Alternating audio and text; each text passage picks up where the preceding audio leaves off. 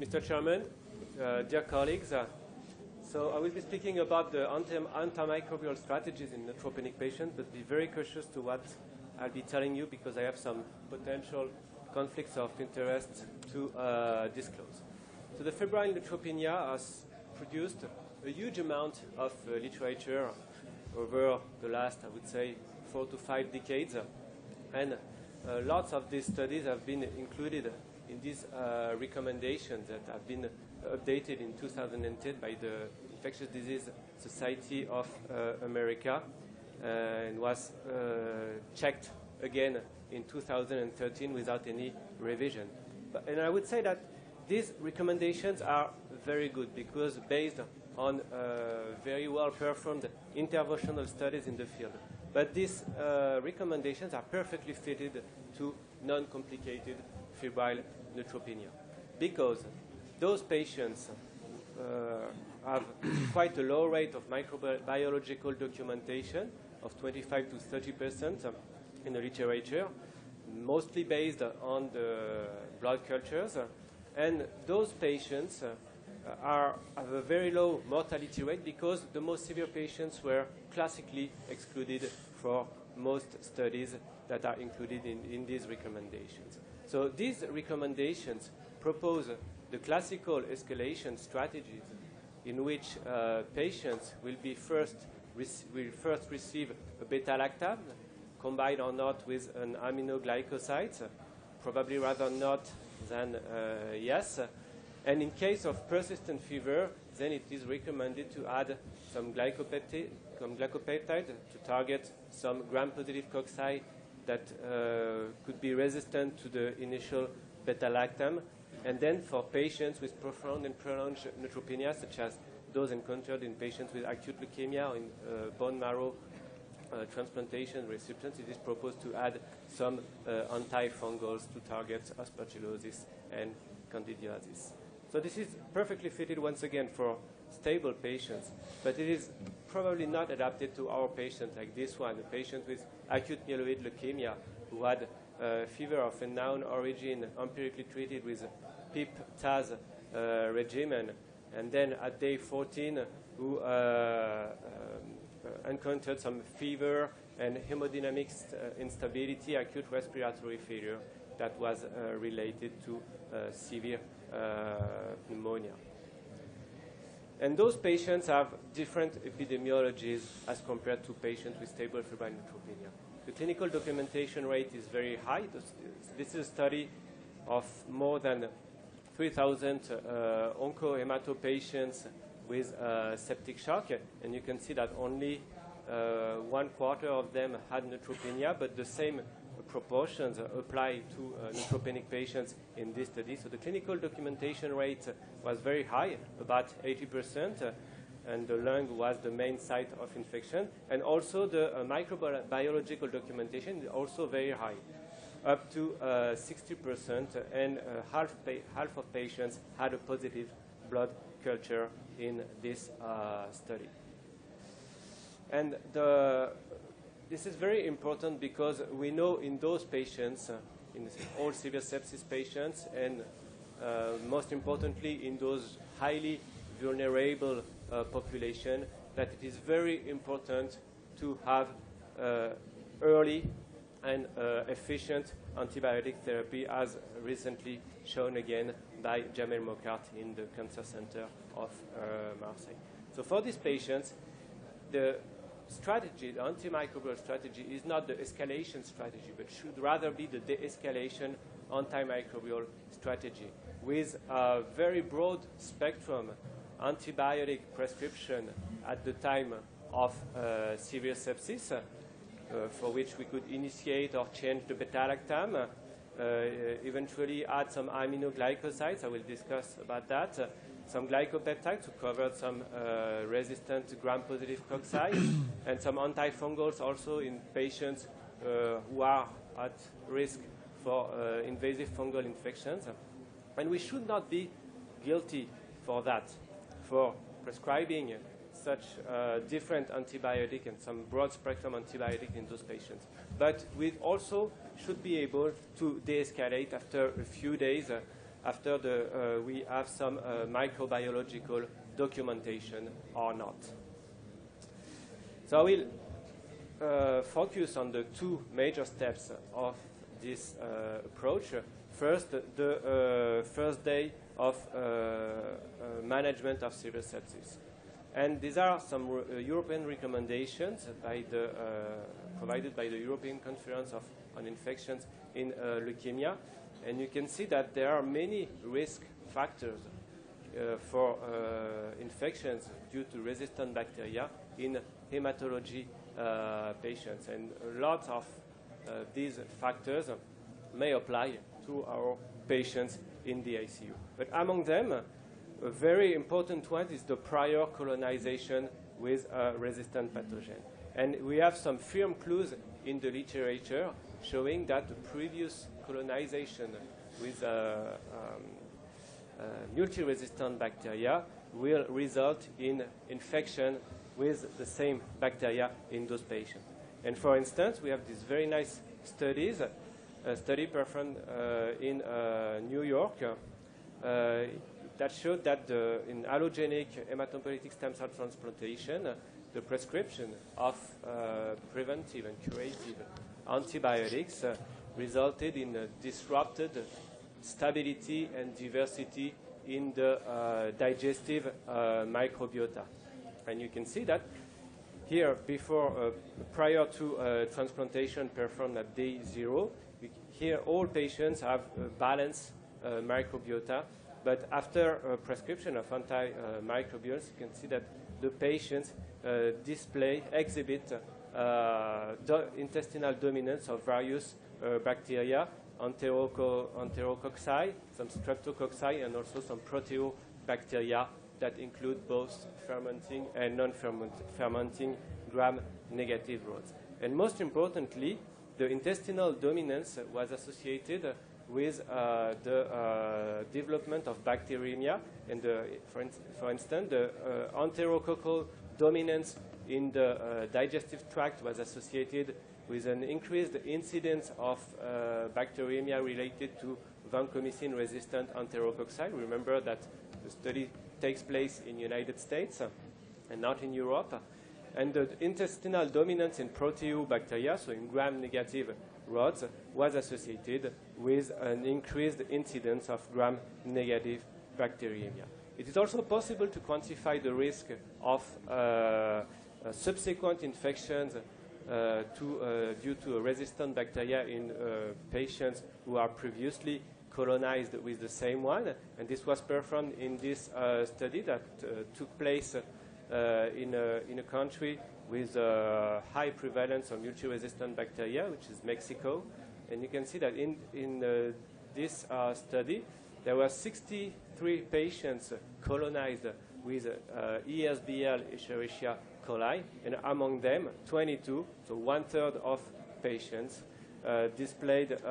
exhibited secondary bacteremia, and the large majority of this Escherichia coli bacteremia were related to the same strain, to the ESBL E. coli.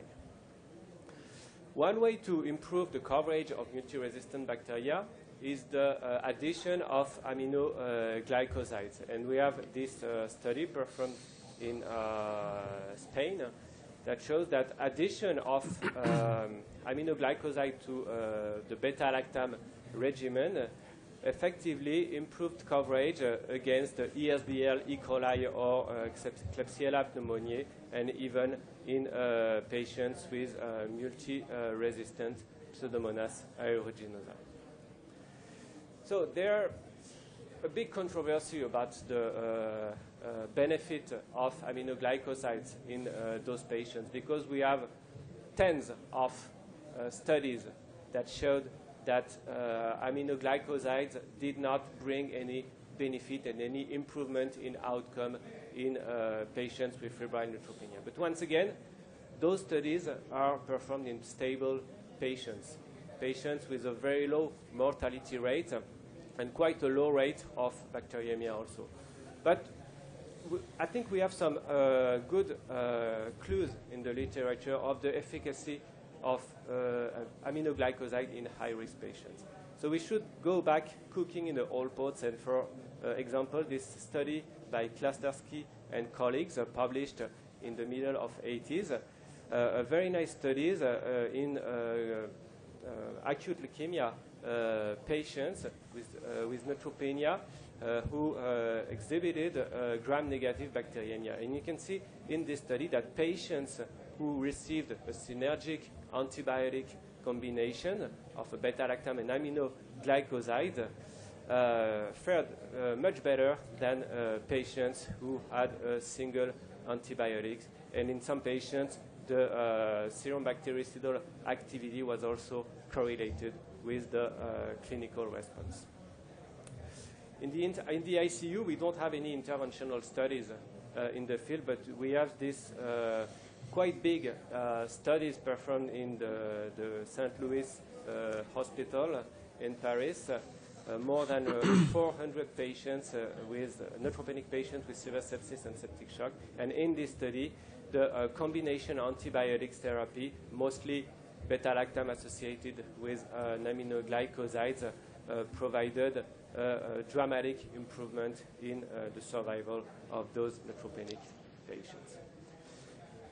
Another question we often have is the usefulness of adding some antibiotics targeting some gram-positive cocci that could be resistant to the beta-lactam.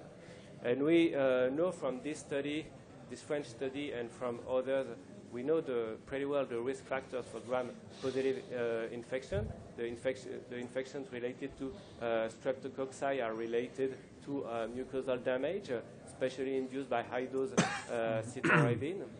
Also, the use of antimicrobial prophylaxis by antifungals and colimycin, and also the presence of diarrhea that is a marker of enterocolitis.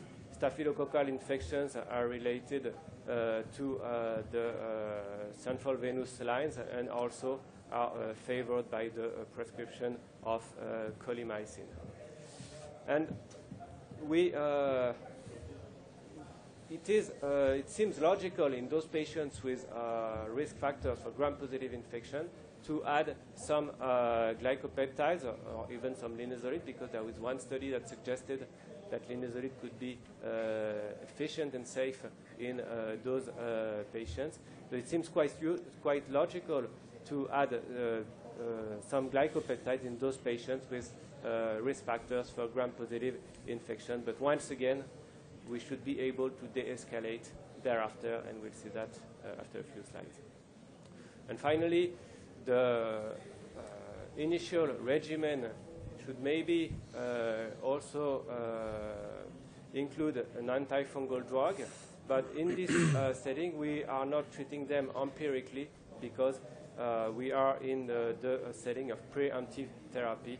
And in this case, in patients, once again, with the risk factors for invasive fungal infection, I mean the profound and prolonged neutropenia, patients with severe sepsis and septic shock, and patients with pneumonia should receive some antifungal therapy. So after this first step, some patients may receive a lot of different antibiotics, but we should be able to reconsider this prescription at day 3 and day 5 after the microbiological documentation. And these are some recommendations from the ACL4 conference. In case of an identified pathogen, the recommendations clearly states to consider narrowing the spectrum. In case of no definite documentation, the recommendation says that we should consider streamlining the antibiotic prescription, which is quite difficult to understand because there is also a line saying that, well, if you don't identify any pathogen, well, you don't really know what you're doing, but you should keep going. You should keep going the same antibiotic prescription. So what can we do? The three possibilities to de-escalate the antimicrobial are the step down to beta-lactam with a narrower spectrum, and we should prefer some penicillins over the cephalosporins or carbapenems in terms of selection pressure or the further emergence of multi-resistant bacteria. We should stop aminoglycosides if no gram-negative bacteria has been isolated, and we should stop glycopeptide if no resistant gram-positive cocci have been isolated. So with respect to the step down to beta-lactam with a narrower spectrum, there are virtually very few studies in the literature, but there is a very interesting one of children with acute leukemia and neutropenic who experience some gram-positive bacteremia, and those patients were treated with very targeted antibiotics. At this time, at the end of the 70s, it was nafcillin, which is quite similar to penicillin M. And you can see that patients with gram-negative bacteremia and prolonged granulocytopenia exhibited secondary gram-negative bacterial septicemia with quite an unacceptable rate, because half of them developed some additional bacteremia. So we should probably de-escalate the beta-lactam, but not too much, and not with too narrow spectrum. Especially, we should keep some coverage against the most gram-negative rods. With respect to aminoglycosides, we know from this old study from the European Organization of Research and Treatment and Cancer that patients with profound and prolonged neutropenia and gram-negative bacteremia may benefit from a long course of amikacin combined with ceftazidime. And with respect to the glycopeptides, we don't have any data in the intensive care unit, but we have this randomized study that randomized patients with persistent fever, neutropenic patients with persistent fever after the initial antibiotic regimen. Patients were randomized to receive either vancomycin or placebo, and you can see that the time to defervescence was strictly similar in both groups of patients, and the rate of gram-positive superinfections was also similar in both groups. So these studies support the withdrawal of vancomycin in stable neutropenic patients, and probably can be extended to the complicated neutropenic patients in the ICU. So with respect to the ICU setting, we only have one study in the field that was performed again by Jamel Moka in Marseille, who performed an observational study about the possibilities and the safety of de-escalation in neutropenic patients with severe sepsis in the ICU. The definitions of de-escalation were deleting one antibiotic of a combination regimen, that could be aminoglycosides or glycopeptides, using a beta-lactam with a narrower spectrum. So about 100 patients were included in the study. And in patients with a microbiological documentation, the de-escalation was possible in half of them. Lots of them had received a beta-lactam with a narrower spectrum, and the in-ICU death was 18%. In patients without documentation, the de-escalation was performed in 1/3 of patients, mostly by deleting one antibiotic for the combination regimen, but only one patient had beta-lactam switched for one with a narrower spectrum, and the in-ICU death was similar, the 23%. So these studies suggest that the de-escalation strategy in neutropenic patients is feasible and could be safe in the intensive care unit. And finally, these are not strictly antimicrobials, but these are some adjuvant treatments of infections in neutropenic patients that are frequently considered. First, the granulocyte colony stimulating factor. We know from a lot of studies that there are no indications for therapeutic treatment with GCSF in neutropenic patients with infections on overall mortality and infection-related mortality. There might be a place for the most severe patients, but no studies so far has shown any benefit in the ICU. And the second adjuvant therapy that can be proposed is the transfusion of granulocytes. But once again, no studies in the field have shown any benefit, including this one that was published very recently. So in conclusion, there are few studies about the neutropenic patients with severe sepsis in ICU setting. So we have to refer to studies from hematological patients in stable conditions. We can propose in those patients an early broad spectrum coverage based on the assessment of specific risk factor for specific infections, but we should consider de-escalation if feasible and reasonable in those patients after a few days. And the main challenge lies in the emergence of the multi-drug resistance bacteria in hematological patients. Thank you very much.